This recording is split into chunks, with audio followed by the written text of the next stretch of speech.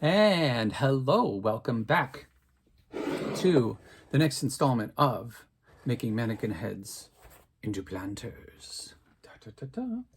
So in the last installment, which was 3 seconds ago that I finished it, I was talking about this one. I'm just going to do some shading on them. This one, we just cut off the head. I'm going to put some rocks in there after I tape it. She is almost done. I just need to make her less, I don't know. We'll see. I think, oh, I know what I'm going to do. I remember. Black paint.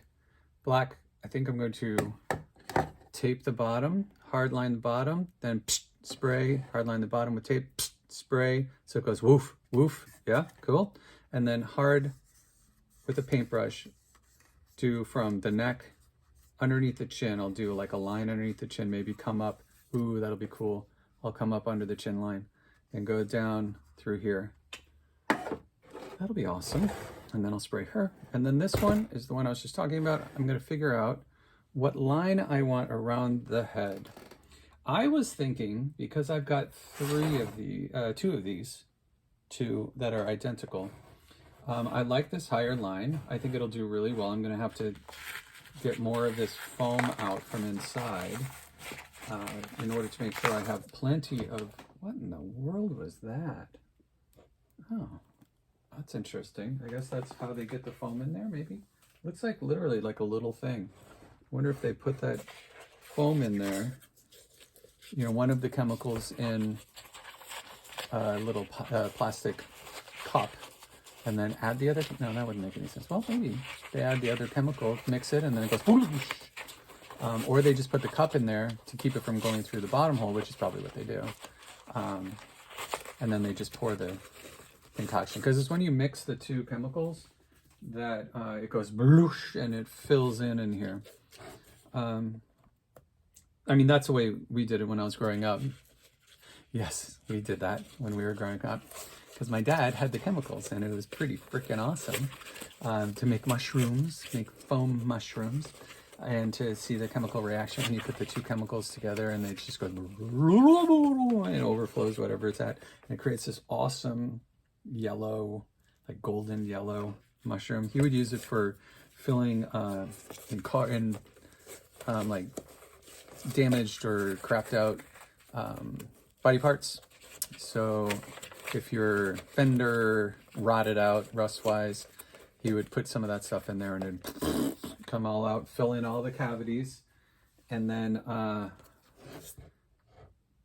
he could do the resurface it and everything, and then build it back up, and it'd be no air space and no water space in there for it to rot out anymore. Here we go. There, I just hollowed them out the rest of the way. Looky there. That's going to be nice for soil. That's much better. Okay, lesson learned. So I did that actually on the took my dad's lead and learned from him. And when I had a Nissan Pathfinder that I absolutely adored for many, many years, the running boards started rotting out. They started rusting completely out the bottom. So in order to save them, at one point I put that the rubber sealant stuff that supposedly has a chemical reaction, turns the rust into back into metal, into like a solid substance, and supposedly keeps it from oxidizing anymore by sealing it. Well, that was working for a little while. I did that, and then that started failing, and they were notorious for rotting out. So what I did was I then took that foam, but I took the stuff that you would use like in your house. By that time, the stuff that you would use in your house was becoming readily available. This is many years ago. And so you'd use it around your windows, like, you know, to seal. It's a foam sealant. There's a couple different kinds. One's very flexible for around windows and doors, so it doesn't like destroy or warp out your windows and door frames. And then there's a very hard version of it. So I got the very hard version of it that's meant to be like used in cement and sills and things like that. Sprayed it all up inside the hollow metal running boards. And I got another 3 or 4 years out of those suckers before they completely failed. And the only thing that was really of substance anymore was the rubber tread on the top for the front door and the back door.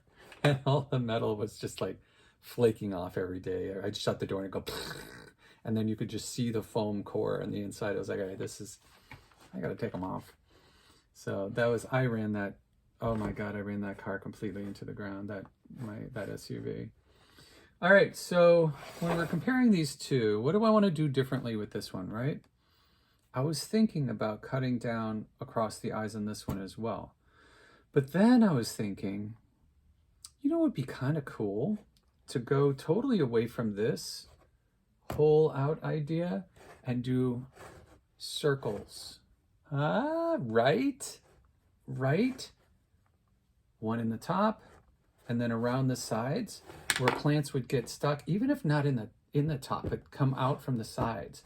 Do 5 holes. We want an odd number. I don't like doing things in even numbers.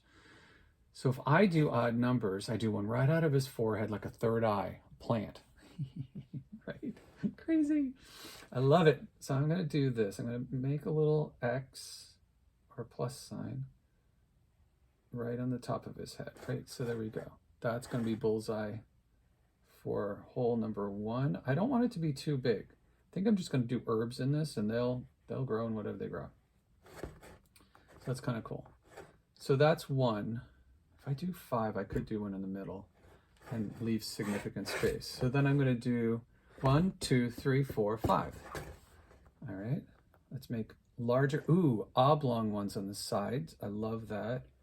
Let's just go here. It looks like a robot now. It looks like an X-Man robot-ish. Should have done that as an X. That's kind of funny. All right, so let's replicate that. I'm doing the very accurate finger measurement. Put my fingers there, rotate the head, and try not to move my fingers too much. There. So I go from here to about, bottom measurement is to about here. So then I'm going to do something similar. Oh, good Lord. Similar, because that was so freeform, and I have no idea what I did on the other side. And then around there. Is that pretty close? That's pretty close. A little raggedy, but that'll work. And then one, I'm going to do a larger one in the back, but I'm going to do it up here. Circle. It's pretty good, right?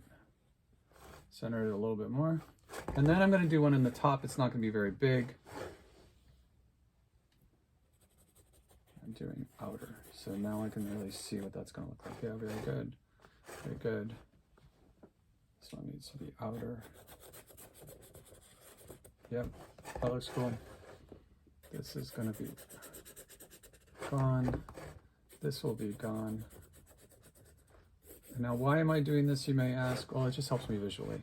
I can always take it off. That's cool. And then the one on the top, I want to leave enough so that there's structure in between, right? So you can see it. So I don't want it to be very big. I'm going to do a kind of a funky shape. So this one actually needs to come higher on this side. Now, what do you think? Is that too big for the top? Or does that seem about right? Let's get it shaped correctly, shaped evenly. I'm just eyeballing because it's outside. I'm not yelling at you, I'm yelling at myself. So that one's actually pretty good. I'll cut on the inside and then I'll use, probably paint around the edges. So let's get into this one. Yeah, I'm trying this one. Oh, that didn't work at all. Trying the saw blade. See if I can get in there. Let's see if I use a different saw blade. Maybe a shorter one to get it started with a finer, there we go, finer tooth. There's a little short one. It's got a nice fine tooth to it. You see that? This might work extremely well for this kind of application. So you can see, yeah, you can see, good. There we go. Oh, that is a very strange feeling. So, if you ever need to cut in to a rubber mannequin head, not a hard plastic, these suckers don't work that well. I mean, they work once you get in there, but getting into it, not so well. Use, oh yeah, get it. This is the ticket. Let me tell you. Hopefully I'm not rubbing off all of his paint. I'm not. Fabulous. I put it on pretty heavy because I really wanted to just try to keep it on him while I was working on him, because I like the finish so much. And I'm not just gonna keep him. Oh, there we go. Oh, bada bing, bada boom. Look at that. It's also, oh, cool. I can cut the foam simultaneously while cutting the head. Oh, this is awesome. So what I'm going to do underneath, so I've got these separating, right? I am going to empty the head entirely. I'm going to remove the cranium and brains throughout the entire thing, because this is more just for visual.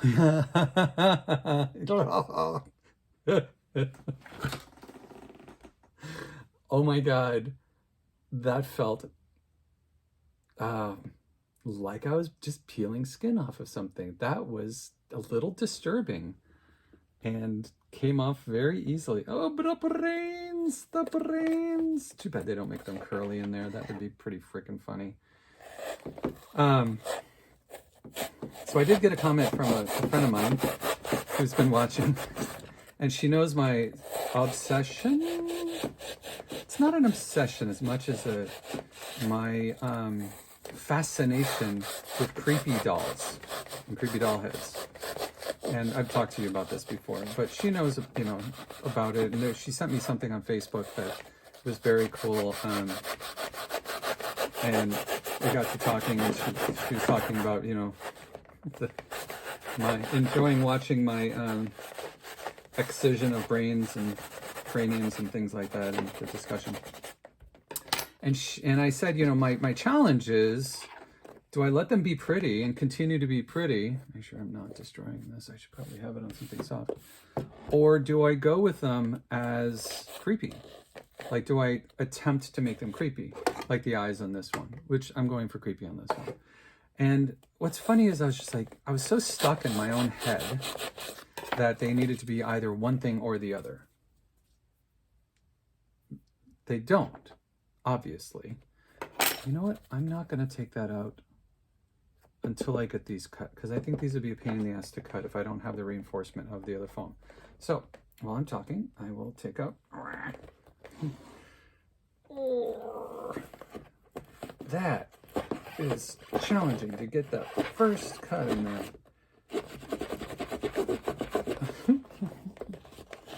Anyway, so her thing was, she was like, well, why do you have to do one or the other? I mean, she didn't ask that, but that's how I heard it, and that's how I read it. I was like, oh, well, yeah, duh. Why am I all of one or all of another? Nobody's telling me what I need to do, and yet I put this weird self-restriction on myself. Self-restriction on myself. A little redundant there, but you get it. I put a restriction on myself, by myself. No external prompting. Just that they had to be one or the other. Oh, this is weird. Look at the paint coming off because it's just on the rubber. Wow, that's kind of cool. And I don't really want that to happen a lot because I do like this paint. Yeah, so I had done this weird restriction that I didn't consciously register that I did, of it needed to be all, or it needed to be all of one or all of the other, either creepy or beautiful. And I find creepy beautiful in its incredible worn ways. Are you ready for this?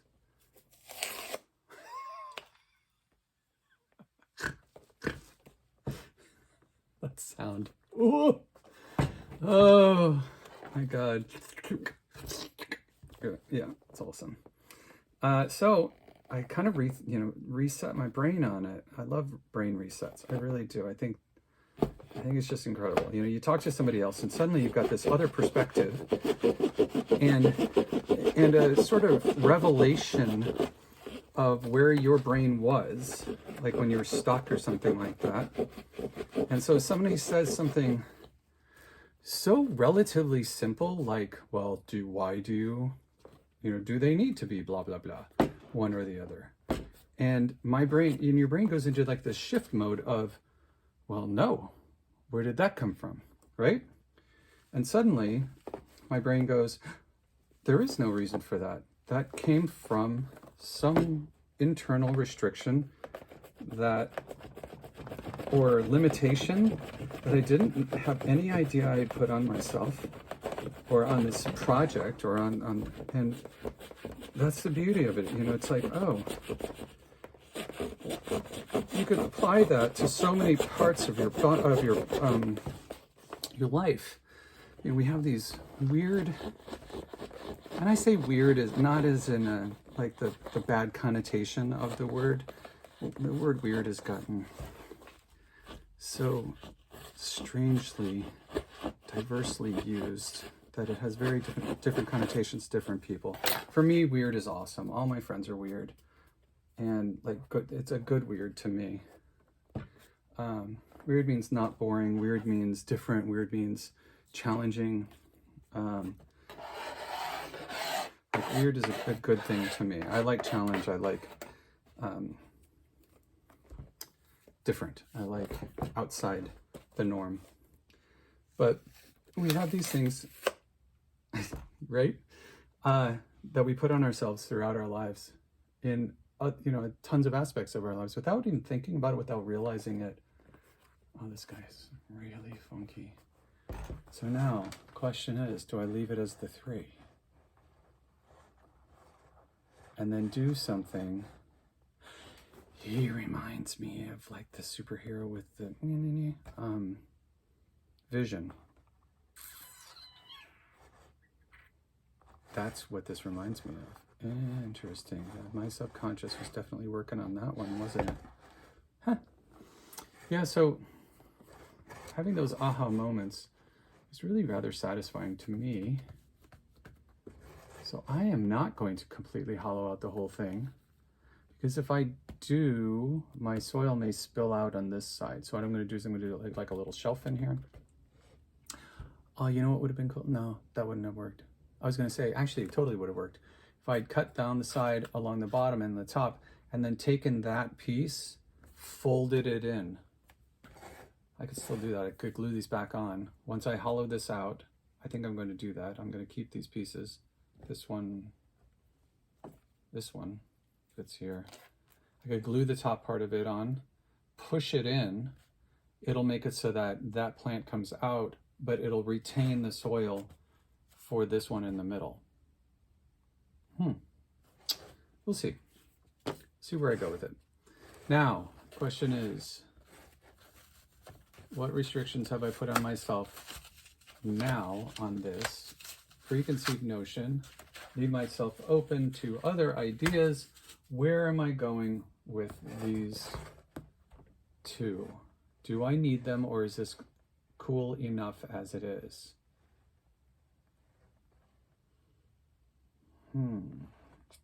Once I cut it out, I can't take it back. But also, in that same vein, it's going outside. I could always just cut it all the way around, right? If I don't like it, I can cut the whole top off. I mean, I'm not obligated to do anything in any way. I do like the idea of the back. Although, do I really want it on the back? Because I do want them, well, this one could be a real 360 degree one. Yep, I'm doing the back. That just answered my question. Or and this one, I'm gonna leave it attached, attached on the top. I want to stand them up. I don't want to put too much pressure on there. I wonder if I could do just here, start there, start here, and then fold it up on the top.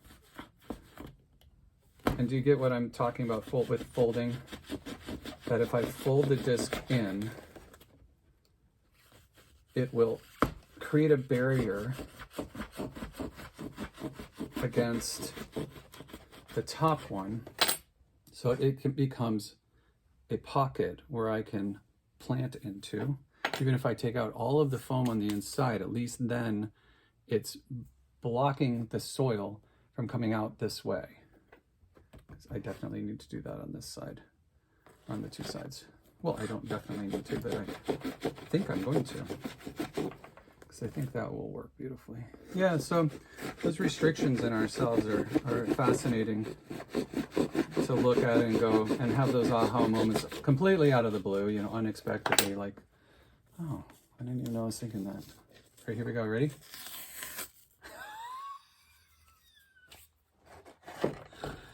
Oh, I know I'm such a weirdo that I get such a kick out of that, but I mean, come on, that's pretty satisfying, right? Yeah, I like that. So I'll push that in and get some of this out. I've only got a couple more minutes with you here. I'm gonna use the big old blade because it really eats through this stuff fast. I don't need it to go fast, but it's kind of fun when I'm on video to go a little faster than my usual snail's pace. Look at that. Oh. Ah, that was super satisfying. Oh yeah. Oh yeah. All right, coolio. Well, so I'm gonna be digging this out for the next video, or one of the next videos. And this is awesome. I think I'm gonna leave the front, well, I know I'm gonna leave the front for now. I'm gonna dig these out, leave the front undug, if you will, or uncut. I'm gonna take some, if I decide to leave it on there, I may, ooh, I could use something, I don't know what I have, but it'd be really cool if I could figure out how to glue something like this on. Make it, oh, that would be cool, right? Too bad I can't do hot glue with this stuff. I wonder what kind of glue I can do, or if maybe I paint it with acrylic. The acrylic seems to be staying really nicely on the end. If I paint it with acrylic, then I can glue it. Maybe that's my workaround, because the acrylic is much more flexible than the spray paint, oddly enough.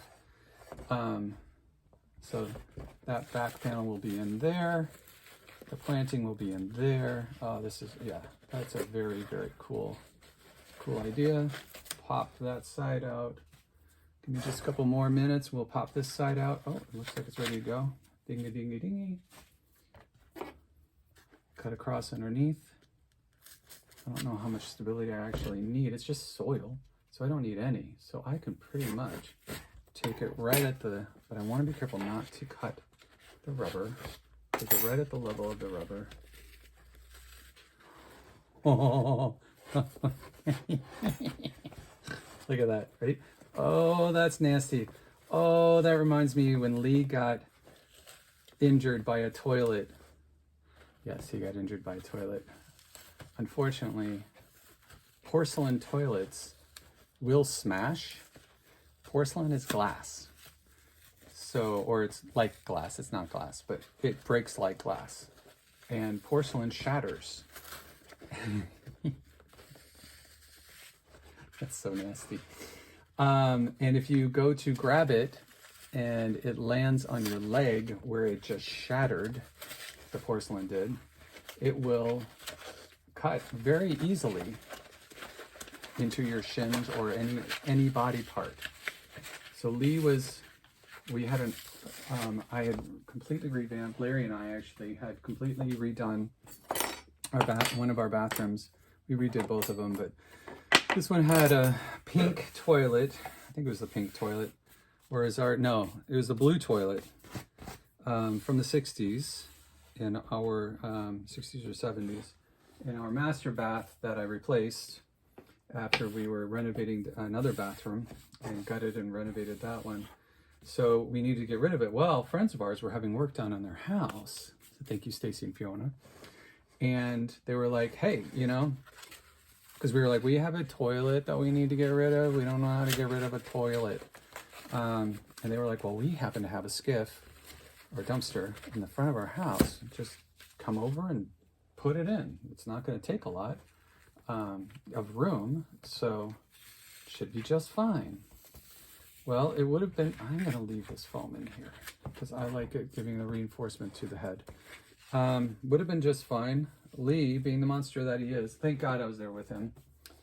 Well, no, I wasn't there with him when he was doing it. That's right. I ended up coming to him later. I was at work, or I was somewhere where I could get to him easily. And, but, oh, he dropped it. It landed on his shin and just gouged in there. So where the story was going is that this is what the guy did. So he went into at the urgent care before he gave him stitches. So not only was it like a cut, but it was like a toilet fell on his leg. So it was like, goong, like hit hard. Could have gone all the way down to the bone. Luckily, thank goodness it didn't. But it did gouge him very deeply. And it was like into like you could see stuff under there that you're not supposed to see in a person's body. This colored. Ugh. But the guy was completely wonderful. And so he numbed the whole thing and he gets in there. And he's a doctor, and he was, I mean, lovely guy, very, very handsome, very distracting. So he gets into the wound, and he's doing this because x-rays won't pick it up. And he wanted to make sure by the feel of his finger that he was running his finger on the inside of Lee's shin, making sure that there were no shards of porcelain left in there, because one of the things your bodies will not just grow around, but that it will constantly try to get rid of is porcelain. So it'll constantly like be infected and react to it and try to push it out. So the guy just reached in, like, got his finger in there, and it was literally like to the knuckle. So I'm sitting there and I'm like, and the guy's just like, okay, so I'm gonna look in there, and he just goes right in. And his finger's going under the skin like this on both sides. And I was like, oh God, oh God. So I'm looking away going, no, I can't do this. Oh my God, I can't do this. And Lee's looking down at it being like, oh God, oh. And he can't feel anything. You can just feel like a little tugging. And stuff like that normally doesn't bother me, but holy crap. No. This was not on a screen in front of me. This was not on the TV. This was in Lee's leg. And his finger was in there going... So the dude did a great job. He was super nice, really helpful. And Lee's leg got better rather quickly. He's a good healer. And we still talk about it. So we were watching renovation... because we love to watch renovation shows, and one of the women who's a designer, which we absolutely love her. I don't remember the name of the show, but she's fantastic. She's great. She does all the work herself. She does some, a lot of the design, but she's right in there. She's a builder and stuff like this. And she was carrying, I think it was a pink toilet out, or some sort of colored toilet from 60s or 70s. And both Lee and I were like, oh, nope, can't watch. Nope, toilet, carrying toilet. So that's the carrying the toilet story. Oh, my poor baby, his poor leg. So I think this will work. If I put this in, when I'm filling it, make sure that I have these two flaps put back on. It'll create an inner sort of pot area, but it'll also keep it so that that plant can be planted in here, and the soil will come up to here. Pretty cool. I like it. And I like leaving the front so far. I'm going to do definitely something. Maybe I can find a big old medallion. That's what I'll do. I'm going to glue a big old medallion on there. That'll be cool. All right. See you next time. Be nice to yourself. Be nice to other people. Be nice. And be calm. Listen to people. Actually listen to them. Don't jump in. Sit and listen. It's hard to do. Try it. Bye-bye.